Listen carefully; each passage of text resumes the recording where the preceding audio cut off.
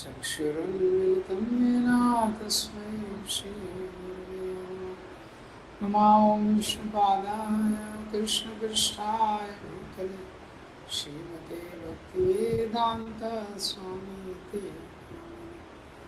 नमस्ते सरस्वते देवी गौरवाणी प्रचारिणे वैशेषशून्यवादी पाश्चात्यदेशतारिणे।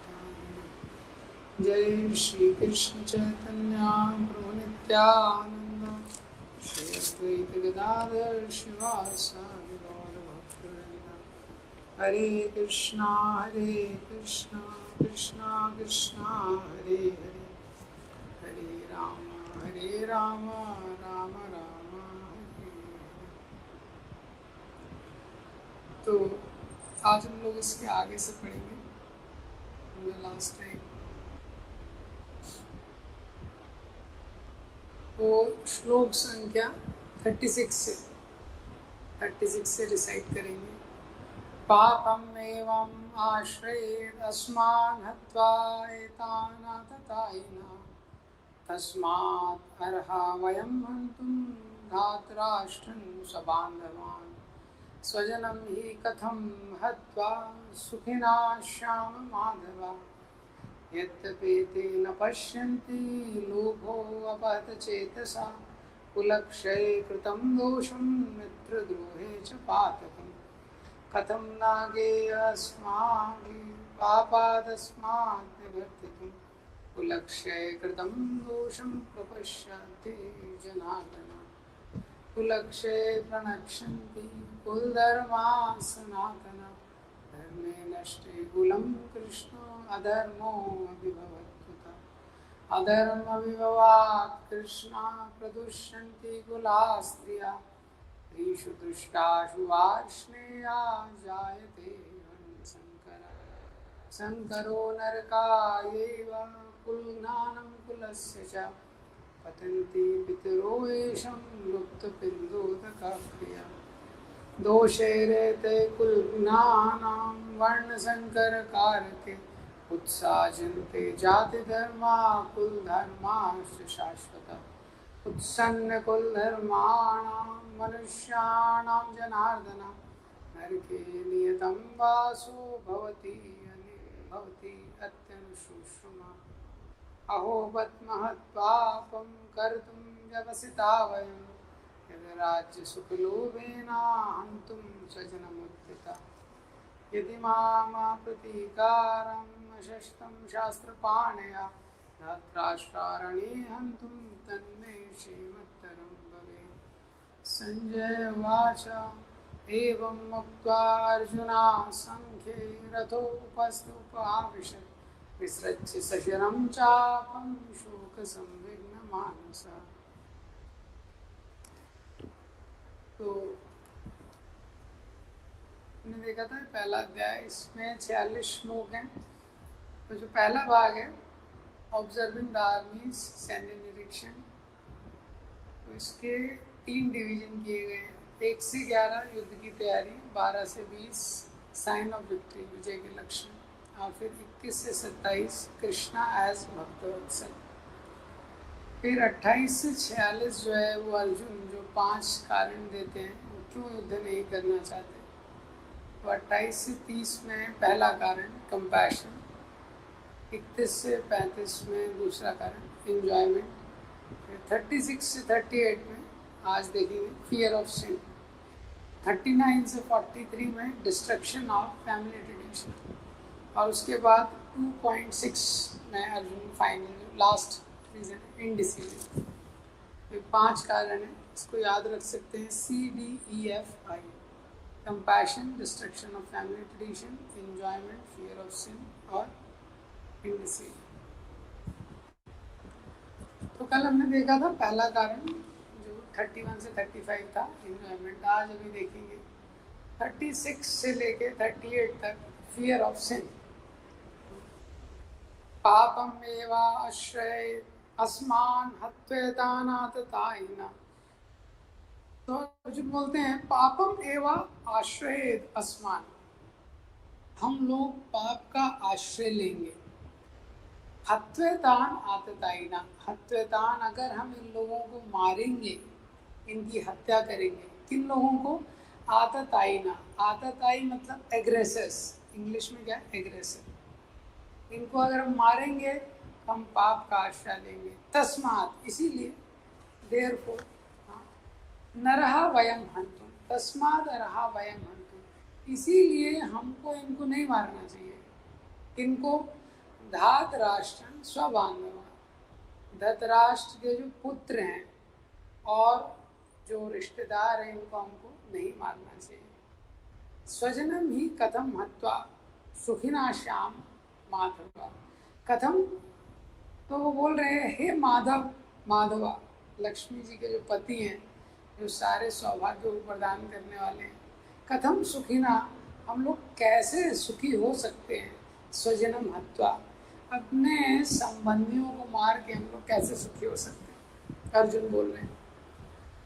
तो यहाँ पे बोल रहे हैं अर्जुन, पापम एवा श्रेयदस्मान, अगर हम इनको मारेंगे तो हम पाप का आश्रय लेंगे, मतलब हमको पाप लगेगा। जनरली साधारणतया जो आश्रय शब्द है वो सकारात्मक तरीके से उसका उपयोग होता है, लेकिन यहाँ पे अर्जुन बोल रहे हैं कि हमको पाप लगेगा। पाप का आश्रय लगेगा मतलब पाप का बर्डन हो जाएगा हमारे ऊपर। हत्यान आततायिना, और ये आतताइयों को हम मारेंगे। आतताई मतलब एग्रेसर्स। प्रभुपाद जी बताते हैं 6 तरह के आतताई होते हैं। प्रभुपाद जी ने तात्पर्य में भी उसके बारे में इंडिकेट किया है। तात्पर्य में लिखा है किसको आतताई बोलते हैं। तस्मात्, इसीलिए हमको उनको नहीं मारना चाहिए, ये जो धृतराष्ट्र के पुत्र हैं। और स्वजनम ही कथम हत्वा, स्वजनों को मार के क्या होगा? हम उनको कैसे मार सकते हैं? अब यहाँ पे तीसरी बार ये स्वजन शब्द अर्जुन बार बार यूज कर रहे हैं, स्वजन। तो अभी क्या है, अपने संबंधियों को देख के अर्जुन की बुद्धि पूरी अपोजिट हो गई है। थोड़े ही समय में जब अर्जुन ने बोला था कि मैं सेनाओं को देखना चाहता हूँ, तब अर्जुन ने बोला क्या बोला था? मैं देखना चाहता हूँ धातराष्ट्रस्य दुर्बुद्धे युद्धे प्रिय चिकीर्षवा। तब अर्जुन ने बोला था मैं देखना चाहता हूँ धृतराष्ट्र के दुर्बुद्धि पुत्र दुर्योधन को कौन सहायता कर रहे हैं। अब अर्जुन क्या बोल रहे हैं? स्वजन, ये तो हमारे ही स्वजन है। तो ऐसे इल्यूजन काम करता है, मोह काम करता है। तो अभी एकदम बुद्धि उसकी अलग हो गई है, और वो बोल रहा है, भगवान को बोल रहा है माधव, सुखिना श्याम माधवा। माधव मतलब हमको क्या इससे प्रसन्नता मिलेगी? माधव का मतलब है जो लक्ष्मी जी के पति हैं। माधव जो लक्ष्मी जी के पति हैं, और लक्ष्मी जी का काम क्या है? सारे जीवात्माओं पे सौभाग्य प्रदान करना। वो सौभाग्य को प्रदान करता है वो माधव है। तो बोल रहे हैं आपका नाम तो माधव है, कैसा सौभाग्य आप मुझे दे रहे हो? संबंधियों को मुझे मारना पड़ रहा है। तो वो एक वे में वो बोल रहे हैं भगवान को कि माधव है आपका नाम, तो आपको सौभाग्य देना चाहिए, लेकिन आप दुर्भाग्य दे रहे हो। फॉर्चून की जगह मिस फॉर्चून आप मुझे दे रहे हो। विवेक प्रूव, प्लीज कीप म्यूट। तो ये वो बोल रहे हैं उनको। तो प्रभुपाद जी ये तात्पर्य में बताते हैं जो 6 तरह के एग्रेसर्स होते हैं। तो यहाँ शास्त्रों में बोला गया है कि जो एग्रेसर है या आतताई है उनको मारा जा सकता है। तो सबसे पहला एग्रेसर होता है जो पॉइजन देता है या विष देता है। तो एक्चुअली जब इसका डिस्क्रिप्शन देखेंगे तो उसमें पता चलेगा कि इन 6 में से कोई भी एक काम अगर कोई व्यक्ति आपके लिए कर रहा है तो उसको मारने में एक वे में दोष नहीं है। और दुर्योधन ने 6 के 6 कवर किए थे। हाँ, एग्रेसर की जो 6 क्वालिफिकेशन या 6 योग्यताएं होती हैं वो दुर्योधन ने सारी कवर की थी। तो सबसे पहले अगर कोई जहर देके मारता है उसको एग्रेसर बोलते हैं, विष देके। तो दुर्योधन ने भीम को विष दिया था जब छोटे थे। तो खेल खेल में दुर्योधन ने भीम को विष दे के मारने का प्रयास किया था। दूसरा, अगर कोई आपके घर को आग लगा दे तो वो भी आतताई है। तो लाक्षागृह में दुर्योधन ने सारे पांडवों को जलाने का पूरा योजना बनाया था। तीसरा, कोई अगर शस्त्रों से अटैक करे जिससे मृत्यु हो सकती है, तलवार आदि से अटैक करे। जब पांडव अज्ञातवास में थे, पूरी सेना लेके दुर्योधन ने अटैक किया था, उन पे आक्रमण किया था। चौथा, अगर कोई आपके घर की जो संपत्ति वगैरह है उसको इलीगल तरीके से उसको लूटने का प्रयास करे, तो जब दूध क्रीड़ा हुई थी गैम्बलिंग मैच, तो उसमें पांडवों की पूरी संपत्ति दुर्योधन ने ले ली थी। और अगर कोई जमीन, जो जमीन होती है वो दूसरे का जमीन पूरा ले ले, तो पांडवों का तो पूरा राज्य ले लिया था दुर्योधन ने। और तीसरा, छठवां है कि अगर कोई किसी की पत्नी का अपहरण कर ले तो उसको मारा जा सकता है। तो यहाँ पे तो दुशासन ने द्रौपदी का पूरा चीर हरण कर लीला है, तो दुर्योधन ने 6 के 6 किए थे। तो ऐसा कोई काम करता है तो उसको बहुत पाप लगता है। इन 6 में से कोई भी एक चीज़ करता है तो उसको बहुत पाप लगता है। और ऐसे व्यक्ति को या तो निकाल दिया जाता है, जैसे काला पानी होता है, एग्जाइल बोलते हैं जिसको, और या तो उसको मार दिया जाता है। और जो भी राजा है उसका कर्तव्य है ऐसे लोगों को मारना, क्योंकि अगर नहीं मारेगा तो उसको भी रिएक्शन लगेगा, क्योंकि राजा का काम है वो न्याय को देना, इस प्रकार से। तो लेकिन ये जो एग्रेसर हैं, ये जो आतताई है, बहुत विशेष है, क्योंकि ये एक ही कुल के हैं, एक ही कुल के हैं सब। आजकल तो एक ही कुल में बहुत कुछ हो जाता है, पहले के समय में लेकिन ऐसा नहीं होता था। इसलिए अर्जुन के मन में क्या है, बड़ा संशय है। अर्जुन बोल रहे हैं अरे ये तो मेरे स्वजन भी हैं, स्वजनों की रक्षा करनी चाहिए और आतताइयों को मारना चाहिए। अब दो चीज़ हो गई ना, इसलिए धर्म में बड़ा कन्फ्यूजन हो जाता है। तो मैं क्या करूं, अगर इनको मारूंगा तो कुल धर्म का प्रॉब्लम आएगा, और अगर इनको नहीं मारूंगा तो फिर ये जो क्षत्रिय धर्म है उसमें समस्या आएगी। तो अर्जुन यहाँ पे सोचता है कि कुल धर्म ज़्यादा महत्वपूर्ण है। अर्जुन सोच रहा है कि कुल धर्म ज़्यादा महत्वपूर्ण है। तो इसके आगे अर्जुन बोलते हैं, यद्यपेतेन पश्यन्ति लोभो अपहत चेतसा कुलक्षय कृतं दोषं मित्रद्रोहे च पातकम् क्वथं नागे अस्माभिः पापादस्मान् निवर्तितं कुलक्षय कृतं दोषं प्रपश्यामि जनार्दन। तो अर्जुन बोलते हैं, तो भगवान अर्जुन से बोल रहे हैं, अरे तुम नहीं मारोगे ना तो तुमको मार देंगे। अगर हम युद्ध नहीं करेंगे और तुम ऐसा बोल रहे हो कि हमको युद्ध नहीं करना चाहिए, राज्य लेके क्या होगा, ये सब लेके क्या होगा। लेकिन ये ऐसा होता है ना, हम लोग संसार में भी देखते हैं, कभी कभी आप कोई जो समस्या चल रही है, आप किसी को बोलते हैं तुम छोड़ दो यार, वो झगड़ा कर रहे हैं, तुम छोड़, बोले मैं कैसे छोड़ दूँ, उसको भी सही सोचना चाहिए ना, वो तो सोच नहीं रहा है छोड़ने के लिए। हाँ, तो इसी तरह अर्जुन और भगवान अर्जुन को बोल रहे हैं, तुम सोच रहे हो कि युद्ध नहीं करना, लेकिन पांडव तो, कौरव तो ऐसा सोच नहीं रहे। तो अर्जुन बोलते हैं, यद्यपि अगर वो नहीं भी सोच रहे हैं, क्यों नहीं सोच रहे हैं, लोभो अपहत चेतसा, लोभ ने उनकी चेतना का अपहरण कर लिया।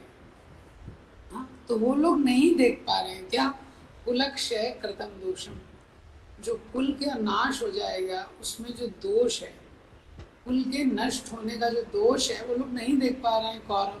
लोभो अपहत चेतसा, क्योंकि वो तो लोभ में अंधे हो गए हैं, वो नहीं देख पा रहे हैं। मित्र द्रोहे च पातकम, मित्र द्रोहे, अपने मित्रों को मारने में क्या पाप लगेगा, पातकम मतलब जो पाप है वो नहीं देख पा रहे हैं। लेकिन कथम ना गे अस्मा भी, लेकिन जो हम लोग हैं, कुलक्षय कृतं दोषम प्रपश्यादि जनार्दन, लेकिन जो हम लोग हैं वो देख सकते हैं, हम लोग ज्ञान में हैं, हम लोग देख रहे हैं कि कुल के नाश होने में क्या दोष हो सकता है। पापा तस्मान निवर्तितम, कैसे हम लोग फिर भी इस पाप में लग रहे हैं हे जनार्दन। तो ये अर्जुन का पॉइंट है। तो अर्जुन यहाँ पे बोल रहे हैं कि ये लोग तो नहीं देख पा रहे हैं क्योंकि ये तो लालची हैं, लोग ने इनकी चेतना का आवरण कर लिया है, लेकिन हम लोग तो देख सकते हैं। तो यहाँ पे अर्जुन क्या बोल रहे हैं, कुलक्षय, मतलब जो कुल का नाश है, इसमें जो दोष है, कुलक्षय कृतम दोषम, तो अपने कुल के नाश में जो दोष है वो हम क्यों नहीं देख पा रहे हैं। तो अब जो कौरव नहीं देख पा रहे हैं वो तो लोभ में है, लेकिन हम क्यों नहीं देख पा रहे। तो अर्जुन बोलते हैं कि ये लोग अंधे हो गए, लेकिन हम लोग गेय अस्माभि, हम लोग जानते हैं हम लोग अंधे नहीं। तो कौरव क्यों अंधे हो गए हैं, क्योंकि अपहत चेतसा, उनकी जो चेतना है वो चली गई। तो ये सारे जब श्लोक अर्जुन बोल रहे हैं तो अर्जुन के माइंड में, मतलब ये श्लोक तक आते आते हमको पता चलेगा कि अर्जुन के माइंड में 4 विचार चल रहे हैं। हाँ, क्या विचार चल रहा है उसके मन में? सबसे पहला उसके मन में विचार चल रहा है, उसने इतने सारे रिश्तेदारों को देख लिया, चाचा, मामा, ताऊ, पिताजी, अंकल, रिश्तेदार, सब लोग खड़े हैं, पुत्र पौत्र। तो पहला विचार अर्जुन के मन में चल रहा है वो है कंपैशन। हाँ, पहला रीजन कंपैशन। ये why should my relatives die, मेरे रिश्तेदारों की मृत्यु क्यों हो, उसके मन में विचार चल रहा है, क्यों मेरे रिश्तेदार मारे जाएं, दया का भाव है। दूसरा विचार चल रहा है, अगर ये सारे मेरे रिश्तेदार मारे जाएंगे मैं तो अकेला हो जाऊंगा, किसके साथ मैं संसार में भोग करूंगा, कैसे मैं एंजॉय करूंगा। अगर ये रिश्तेदार ही सारे मारे गए तो मैं कैसे एंजॉय करूंगा। कोई भी व्यक्ति संसार में आप देखेंगे अपने रिश्तेदारों परिवार के बिना, ज़्यादातर व्यक्ति, मानव एक सामाजिक प्राणी है, वो कल्पना नहीं कर सकता कि जीवन कैसे चलेगा, कल्पना नहीं कर सकता, बहुत मुश्किल होता है।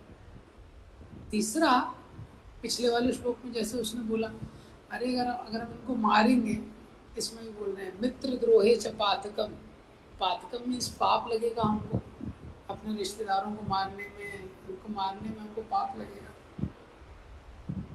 चौथा, अर्जुन सोच रहा है कुलक्षय कृतम दोषम, जब कुल परंपरा का नाश हो जाएगा तो आने वाली पीढ़ियों को क्या लेगेसी देंगे हम,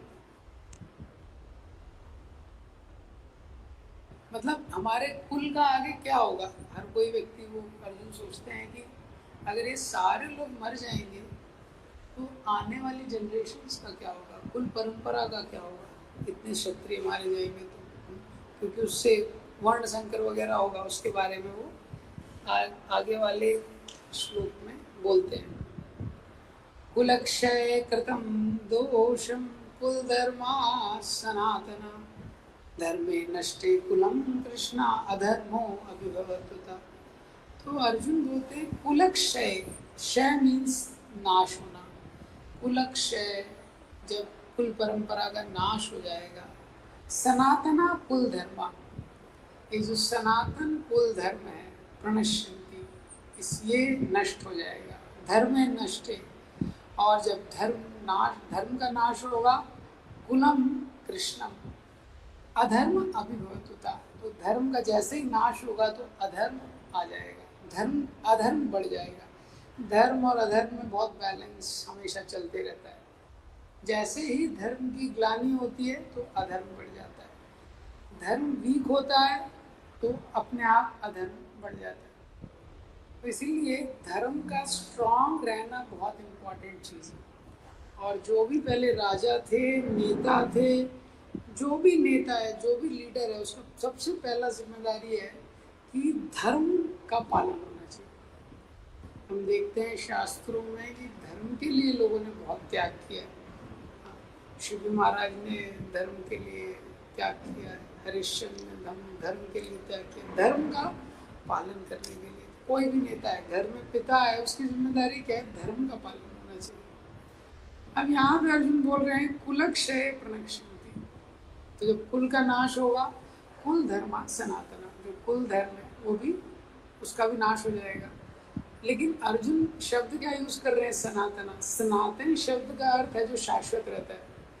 तो यहाँ प्रश्न उठता है, जो शाश्वत रहता है वो नाश कैसे हो जाएगा? जो इटर्नल है वो कैसे नाश हो जाएगा?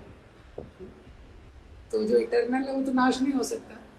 तो एक्चुअली यहाँ पे कॉन्सेप्ट क्या है कि अर्जुन सोच रहे हैं कि जो कुल धर्म है तो सनातन धर्म है, लेकिन कुल धर्म सनातन धर्म नहीं है, भक्ति सनातन धर्म है। लेकिन मोह के कारण अर्जुन सोच रहे हैं कि तो सनातन जो कुल धर्म है वो नाश हो जाएगा, लेकिन जो सनातन है वो तो कभी नाश होता नहीं है। तो संसार में जो भक्ति धर्म है, जो भागवत धर्म है, वही सनातन है। कुल धर्म महत्वपूर्ण है लेकिन सनातन नहीं है। तो शास्त्रों में दो तरीके से धर्म का विभाजन किया है मोटे रूप में, पर धर्म, अपरा धर्म। तो अपरा धर्म क्या है? कुल धर्म, फैमिली ड्यूटी। और परा धर्म क्या है? जो भागवत धर्म है। तो परा मीन्स सुपीरियर, जो ज़्यादा सुपीरियर होता है। अपरा मीन्स, अपरा धर्म में क्या आता है? पति पत्नी को एक दूसरे के प्रति ईमानदार रहना चाहिए, बच्चों को माता पिता का सेवा करना चाहिए, माता पिता को बच्चों के प्रति अपनी जिम्मेदारी का निर्वाह करना चाहिए, ये अपने स्वजनों का ध्यान रखना चाहिए। ये सब क्या है? कुल धर्म। और ये है अपरा धर्म। तो ये करना चाहिए, लेकिन ये आत्मा का सनातन स्वरूप नहीं है, ये आत्मा का नित्य स्वरूप नहीं है। ये शरीर मिलने के कारण हमारा जिम्मेदारी है, ये ड्यूटी है। जैसे आप देखेंगे कि आगे के एक श्लोक में प्रभुपाद जी ने वो वाला श्लोक कोट किया है, देव ऋषि भूताप्त नृणाम पितृणाम, क्या क्या ड्यूटी इस संसार में जीव की है, इस प्रकार से। तो यहाँ पे ये बोल रहे हैं कि अगर कुल परंपरा का पालन नहीं होगा तो क्या होगा? अधर्म आ जाएगा। और जैसे ही अधर्म आएगा तो अधर्म के आने के बाद क्या होगा उसको आगे बताते हैं। अधर्म विभवात् कृष्ण प्रदुष्यन्ति कुला स्त्रिया स्त्रीषु दुष्टाषु वार्ष्णेया जायते वर्णशंकर। तो बोलते हैं अधर्म अभिभवात् कृष्ण, तो जब अधर्म बढ़ जाएगा तो कुल का नाश होगा, स्टेप नंबर 1। उसके बाद दूसरा क्या होगा? कुल का नाश होने, कुल धर्म का नाश होने से अधर्म बढ़ेगा। फिर तीसरा क्या होगा? अधर्म जाने से क्या होगा? अधर्म के बढ़ने से प्रदूषंति कुला स्त्रिया, जो कुल की स्त्रियां हैं प्रदूषित हो जाएंगी। स्त्रीषु दुष्टाषु वार्ष्णेय, और जब स्त्रियां प्रदूषित हो जाएंगी, जायते वर्ण संकर, तो वर्ण संकर की उत्पत्ति होगी। प्रभुपाद जी ने तात्पर्य की पहली लाइन में लिखा है, जीवन में शांति, सुख तथा आध्यात्मिक उन्नति का मुख्य सिद्धांत मानव समाज में अच्छी संतान का उत्पन्न होना है। और इसके 2 लाइन नीचे देखिए क्या लिखा है, ऐसी संतान समाज में स्त्री के सतीत्व और उसकी निष्ठा पर निर्भर करती है। ठीक है, तो ये सिद्धांत है। अधर्म अभिभवात् कृष्ण, जब धर्म नहीं रहेगा तो क्या होगा? अधर्म बढ़ जाएगा। प्रदूषंति कुला स्त्रियां, जो कुल की स्त्रियां हैं प्रदूषंति, वो कंटामिनेट हो जाएंगी, पॉल्यूटेड हो जाएंगी, क्योंकि स्त्री को संरक्षण चाहिए। हाँ, ये शास्त्र का धर्म है। तो जब स्त्री छोटी रहती है तो पिता संरक्षण करते हैं, उसके बाद उसका विवाह होता है तो पति रक्षा करता है, और उसके बाद वृद्धावस्था में जो पुत्र है वो रक्षा करता है। तो स्त्रियों को स्वतंत्र नहीं छोड़ा जा सकता है। तो उसके बाद यहाँ पे बोला है कि क्योंकि स्त्रियों के पल्यूट होने से क्या होगा? वर्ण संकर हो जाएगा।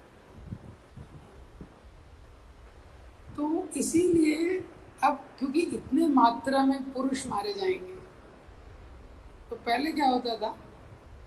पॉलीगैमी अलाउ था। पॉलीगैमी मतलब एक जो क्षत्रिय है कई कई रानियां रखते थे क्षत्रिय लोग, तो कई स्त्रियों से शादी कर सकते थे। कलयुग में ये अलाउ नहीं है। उसका कारण क्या था कि इतनी शादियां उनको अलाउ थी? उसके 2-3 कारण है। पहला कारण यही था कि स्त्रियां जो हैं उनको प्रोटेक्शन चाहिए। स्त्रियों को इंडिपेंडेंट, स्वतंत्र नहीं छोड़ सकते शास्त्रों के अकॉर्डिंग। तो दूसरा कारण ये था कि हमेशा मेल पॉपुलेशन फीमेल पॉपुलेशन से कम रहती थी, जो पुरुष हैं वो स्त्रियों से कम रहते थे। शास्त्र का भी सिद्धांत है, एक सिद्धांत के रूप में, अगर पुत्र उत्पन्न करना है तो ज़्यादा पुण्य लगता है स्त्री को उत्पन्न करने से। मतलब जैसे अगर ये टेक्निकल पॉइंट, हाँ, अगर मेल चाइल्ड को क्या कहीं उत्पन्न होता है पुत्र, ज़्यादा पुण्य की आवश्यकता है। जैसे धतराष्ट्र के 100 पुत्र हुए, उसके लिए 50 जन्मों का उसका पुण्य लग गया। तो इसलिए पुरुष कम रहते थे, स्त्रियां ज़्यादा रहती थी, ये जनरल रहता था। अब पुरुष कम है, स्त्रियां ज़्यादा हैं, स्त्रियों को संरक्षण रखना आवश्यक है।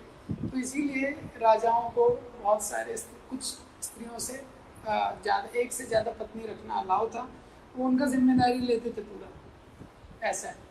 और स्त्रियां भी प्रोटेक्टेड रहती थी।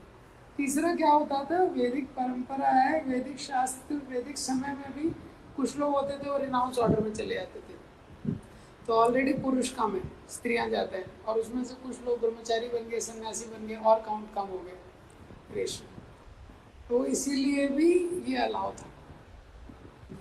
तो इससे क्या है, वर्ण संकर से बचा जाता था। अब इतने सारे इस युद्ध में पुरुष मारे जाएंगे, तो अर्जुन देख रहे हैं कि भविष्य में वर्ण संकर हो सकता है, क्योंकि पुरुष मारे जाएंगे, स्त्रियां बच जाएंगी। तो इस प्रकार से तो वर्ण संकर क्या होता है? तो वर्ण संकर ऐसा, ये बेसिकली क्या है, जब भी जो ग्रस्त धर्म है, ग्रस्त जीवन में स्त्री और पुरुष साथ में आते हैं संतान उत्पत्ति के लिए। तो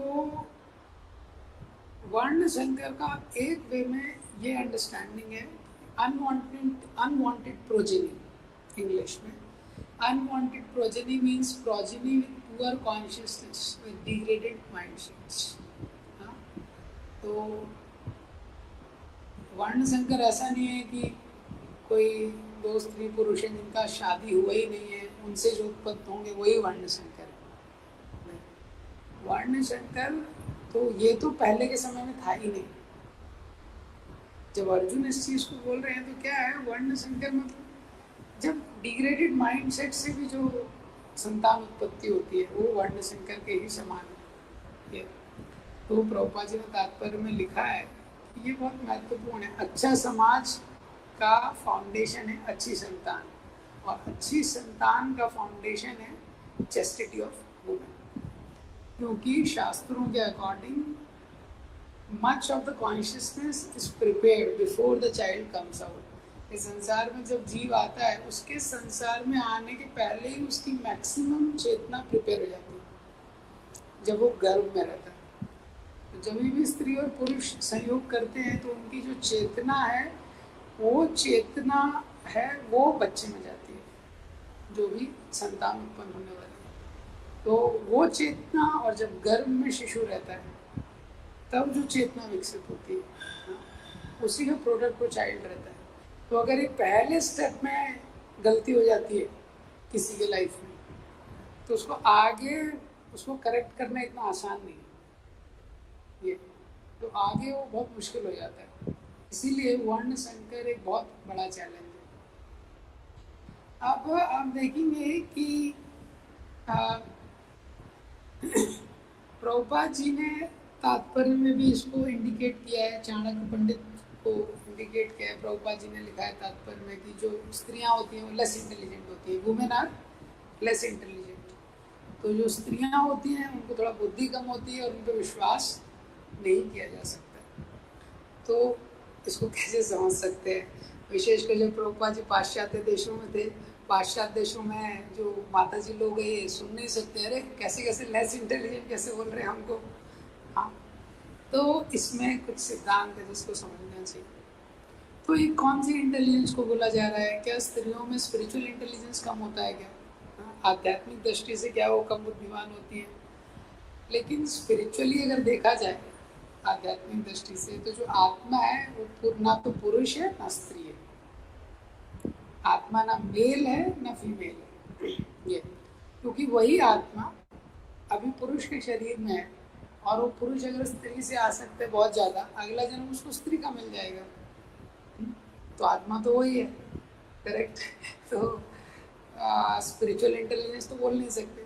तो फिर क्या मटेरियल इंटेलिजेंस माता जी लोगों में कम रहता है, भौतिक इंटेलिजेंस। लेकिन हम देख रहे हैं कि आजकल देखते हैं कि स्कूल वगैरह हम देखें, कॉलेज में तो कई बार माता जी लोग टॉप करते हैं।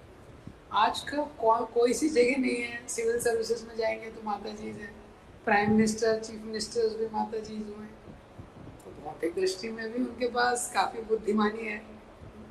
तो यहाँ पे जो बोला गया है कि जो वुमेन है जो लेस इंटेलिजेंट होती है, वो किस सिद्धांत में शास्त्रों में बोला गया है कि हम लोग बुद्धि का, हमारा अंडरस्टैंडिंग क्या है कि बुद्धि का मतलब कैसे हम संसार में जो मैटर है उसको मैनिपुलेट करते हैं, कंट्रोल करते हैं, ऑर्गेनाइज करते हैं, उसको हम बुद्धि समझते हैं।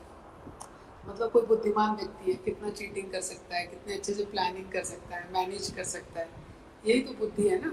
और या तो आईक्यू को बुद्धि बोलते हैं, कितना वो मैथ्स का क्वेश्चन कितने अच्छे से सॉल्व करता है, उसको हम लोग बुद्धि बोलते हैं, कितनी चीज़ें याद रख सकता है। लेकिन यहाँ पे जो बोला जा रहा है कि जो स्त्रियाँ हैं वो कम बुद्धिमान हो जाती हैं, कम बुद्धिमान होती हैं, वो किस सेंस में बोला जा रहा है कि जीवन के सत्य को समझने में, जीवन का जो सत्य है, हम शरीर नहीं है, हम आत्मा है, हम शरीर नहीं है, हम आत्मा है, और जो आध्यात्मिक जीवन के सत्य हैं इसको समझने में उनकी बुद्धि थोड़ा कम रहती है साधारणतया। हाँ, ये ऑलवेज नहीं बोल सकते, साधारणतया। स्त्रियों में भी बहुत बहुत महान स्त्रियां शास्त्रों में हुई हैं, द्रौपदी, तारा, कुंती, मंदोदरी, बहुत महान स्त्रियां हुई हैं। लेकिन साधारणतया स्त्री के शरीर में शरीर से ज़्यादा आइडेंटिफिकेशन रहता है, पुरुष की अपेक्षा स्त्री शरीर में उनका बॉडीली आइडेंटिफिकेशन ज़्यादा रहता है। इसलिए स्त्रियां आप देखेंगे वो ज़्यादा डेकोरेशन करेंगी, कपड़ा कैसा पहनना है ज़्यादा सोचेंगी, कैसा मैचिंग हो रहा है नहीं हो रहा है, लोग देख रहे हैं कि नहीं, ये स्त्री शरीर में ज़्यादा इस प्रकार की बुद्धि रहती है, जिसको बॉडीली आइडेंटिफिकेशन बोलते हैं। दूसरा क्या रहता है कि स्त्रियां ज़्यादा भावुक होती हैं, women are more sentimental than rational. ये इसलिए आप देखेंगे स्त्रियां ज़्यादातर बहुत भावुक होती हैं, सेंटिमेंटल, रेशनल नहीं होती हैं। तो आधे घंटे बात होने के बाद आपको पता नहीं आएगा, समझ नहीं आएगा बोलना क्या चाहते हैं। आधे घंटे का चर्चा हो गया, समझ में आएगा एक्चुअल पॉइंट क्या है। हाँ, क्योंकि सेंटिमेंट इतने ज़्यादा हैं तो उसमें रेशनल कुछ क्लैरिटी आने में टाइम लग जाता है ऐसा। तो अभी इस चीज़ का लेकिन ध्यान रखिए, कोई भी माता जी लोग जब एक बार भक्ति में आ जाते हैं उनके प्रति इस प्रकार का भाव नहीं रखना चाहिए, क्योंकि यही जो उनकी क्वालिटी है ये भक्ति में पॉजिटिव भी हो जाती है।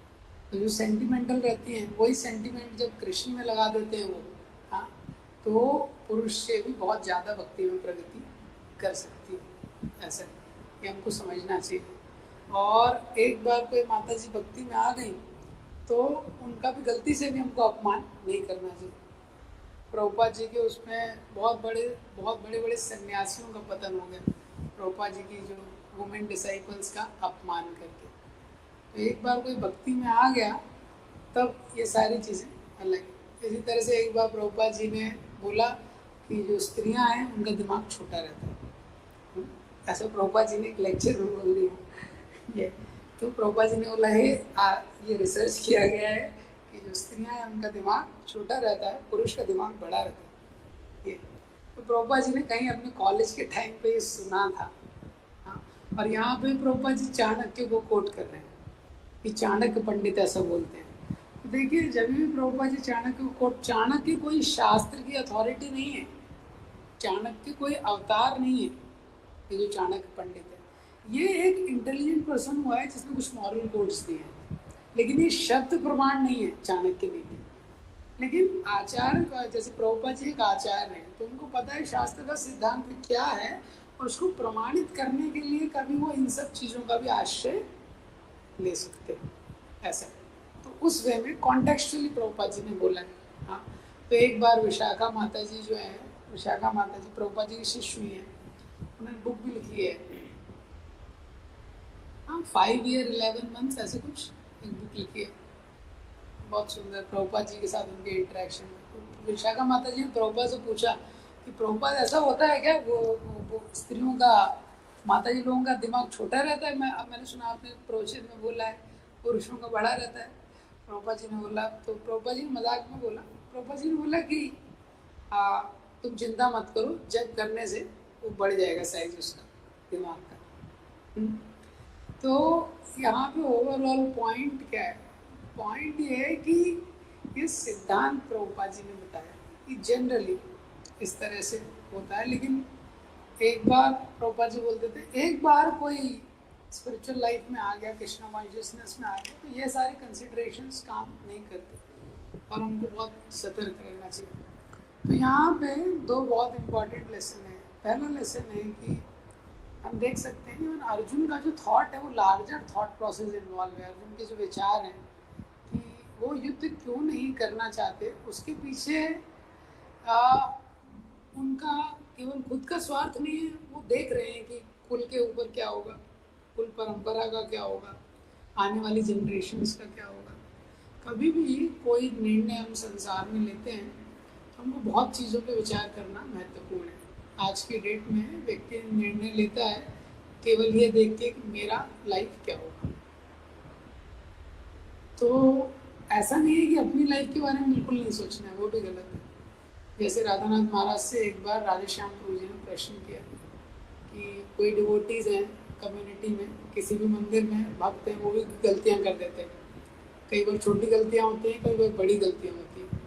गलतियों के लिए तो पनिशमेंट, कुछ सजा देना महत्वपूर्ण है, तो फिर क्या करना चाहिए, लेकिन वो भक्त भी है। तो महाराज ने बोला 3 चीज़ आपको देखना है। पहला चीज़ आपको देखना है वो effect on the devotee, effect on the community and effect on the temple. उसके बेसिस पे आपको निर्णय लेना है। मतलब जो भी उसने गलती की है, तो आप देखिए जिस मंदिर में है उस मंदिर के लोगों पे उसका क्या प्रभाव पड़ेगा उसकी गलती का। तो मंदिर के लोग नकारात्मक रूप से उन पर प्रभाव नहीं पड़ना चाहिए। दूसरा चीज़ उन्होंने बोला कि देखिए कि जो इस्कॉन का जो ओवरऑल कम्युनिटी है, इस्कॉन संस्था है, तो जो इसने गलती की है इस्कॉन संस्था पे क्या प्रभाव पड़ेगा, तो उस पर भी नकारात्मक नहीं पड़ना चाहिए। तो आपको ऐसा डिसीजन लेना है। तो इसके लिए आपको कुछ तो पनिशमेंट देना पड़ेगा, तो दीजिए, लेकिन वो ऐसा रहना चाहिए कि तीसरा वो जो व्यक्ति है जिसने गलती की है, हाँ, उस पर भी नकारात्मक प्रभाव नहीं पड़ना चाहिए। Punishment is meant to reform. सजा किस लिए है? उसको सुधारने के लिए। तो ऐसा नहीं होना चाहिए कि आपने उसको सजा दी, उसने भक्ति छोड़ दी। तो ये राधानाथ महाराज ने आंसर दिया। दूसरा लेसन हम देखते हैं यहाँ पे कि अर्जुन का कितना इस चीज़ पे थॉट है आगे तक। तो कॉन्शियसनेस, चेतना का कितना बड़ा रोल है हमारे जीवन में। हाँ, पुरुष की चेतना क्या है, स्त्री की चेतना क्या है, हमारी चेतना का बाय प्रोडक्ट है सब कुछ। हाँ, ये पूरा समाज जो है ये चेतना का बाय प्रोडक्ट है। कैसी चेतना है, किस प्रकार का समाज है, वो आप कैसे समझ सकते हैं? आप देखिए लोगों की चेतना कैसी। अयोध्या, किष्किंधा और लंका, ये 3 संस्कृतियों का निरूपण। तो अयोध्या क्या है? आध्यात्मिक जगत की संस्कृति है वहाँ पे, क्योंकि प्रभु राम केंद्र में है और हर कोई उनकी सेवा करना चाहता है, उनको प्रसन्न करना चाहता है। और लंका जो है वो विकृति है, वहाँ संस्कृति नहीं है। विकृति मतलब लंका में जब हनुमान जी गए, हर कोई भोग में लगा हुआ है, तो उसको देख के आप समझ जाएंगे तो क्या है। जैसे कलयुग में लंका से थोड़ा मैचिंग है, ज़्यादातर लोग क्या है, एंजॉय करना चाहते हैं। तो उनकी चेतना से समाज बनता है। और किष्किंधा क्या है? मिक्स है। किष्किंधा में सुग्रीव है, वो भगवान थोड़ा रिमाइंडर देते हैं तो याद आता है उसको कि मुझे भक्ति करनी है। तो एक रहते हैं शुद्ध भक्त और एक है जो दैत्य प्रकृति के, और एक है जीवात्मा। जीवात्मा तटस्थ है, अगर उसको छोड़ दिया तो भोग में लग जाएगा, लेकिन जब गुरु वैष्णव थोड़ा रिमाइंडर देते हैं तो भक्ति करता है। तो चेतना बहुत इम्पॉर्टेंट है। और हम लोग उसको एक्सप्लेन करते हैं, we have a limited control over situation but unlimited control over consciousness. Situations के ऊपर हमारा नियंत्रण बहुत सीमित है, लेकिन चेतना के ऊपर हमारा नियंत्रण जो है वो असीमित है। इसलिए आध्यात्मिक स्पिरिचुअल लाइफ में हम उस पर काम करते हैं। तो परिस्थितियों में कैसे चेंज होता है। एक बार राधानाथ महाराज एक प्रवचन दे रहे थे, और दे रहे थे उतने में भूकंप आ गया। हाँ, और प्रवचन चल रहा है, एकदम भूकंप आ गया, एकदम बिल्डिंग हिलने लगा, सब लोग जप करने लगे। सब लोग, माँ, जितने पुरुष, स्त्रियां, बच्चे। और महाराज बोल रहे थे ऐसे धीरे धीरे सोते हुए वाला जप नहीं कर रहे थे वो लोग। जब पे हम लोग सो जाते हैं ना, हरे कृष्ण कृष्ण करते, एकदम अटेंटिव सब लोग जप कर रहे थे।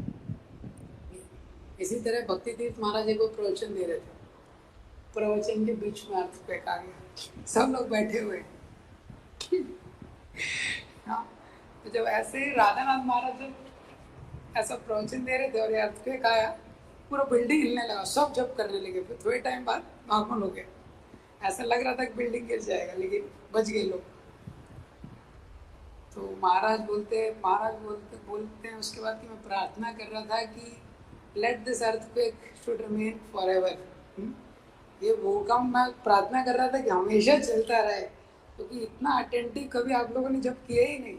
हाँ, और कुछ ही दूर पे मंदिर से काफ़ी सारे बिल्डिंग्स गिर गए, हज़ारों लोगों की मृत्यु हो गई। अर्ली मॉर्निंग का समय था, मैक्सिमम लोग तो उस समय उठे भी नहीं रहते। तो जो स्त्रियाँ थी उन्होंने योजना बनाई थी कि कल क्या खाना बनाना है। बच्चे थे, उन्होंने योजना बनाई थी कि कल स्कूल में क्या पढ़ना है, कल कैसे खेलना है। ये जो बिजनेसमैन थे उन्होंने योजना बनाई थी कल कैसे पैसा कमाना है। लेकिन सारी योजनाएं खत्म। और उसी भूकंप के कुछ समय बाद भुज में भूकंप आया, गुजरात में, जब हज़ारों लोग मर गए। उसके कुछ समय बाद सुनामी आया। तो वो इस प्रकार से भौतिक जगत में स्थितियों पे नियंत्रण नहीं, लेकिन कॉन्शियसनेस पे हमारा कंट्रोल है। हम कर सकते हैं। तो इसके आगे का हम लोग कल देखेंगे। ग्रंथराज श्रीमद्